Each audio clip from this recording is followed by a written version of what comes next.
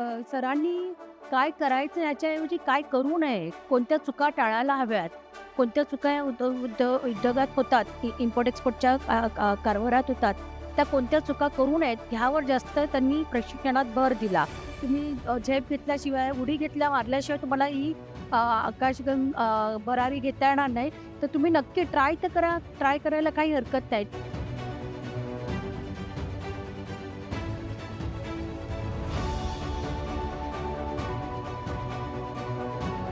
सरांनी काय करायचं याच्याऐवजी काय करू नये, कोणत्या चुका टाळायला हव्यात, कोणत्या चुका या उद्योगात होतात, की इम्पोर्ट-एक्सपोर्टच्या कारभारात होतात, त्या कोणत्या चुका करू नयेत ह्यावर जास्त त्यांनी प्रशिक्षणात भर दिला, की कुठे कुठे आपण मोहाला बळी पडतो, कुठे आपण टेम्पटेशन च्या मागे धावत ऑर्डर पटकन बराबर काही मागचा पुढचा न विचार करता घेतो, स्वीकारतो.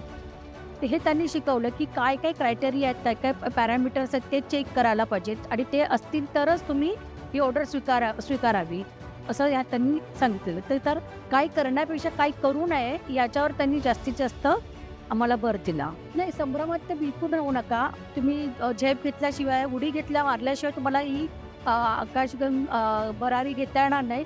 तर तुम्ही नक्की ट्राय तर करा. ट्राय करायला काही हरकत नाही. हा काय जास्तीत जास्त काय होणार, प्रयत्न असफल होईल, पण तुम्ही प्रयत्न न करण्यापेक्षा प्रयत्न असफल झालेलं कधी उत्तम. त्यामुळे तुम्ही नक्कीच जरूर तुम्ही या उद्योगात या आणि तुम्ही महाराष्ट्राचं जर तुम्ही प्रशिक्षण घेतलं तर असफलतेचा तुमच्याकडे येण्याचा मार्ग हा निश्चितच दुर्मिळ होईल, किंबहुना नाहीसा असल्यासारखा होईल.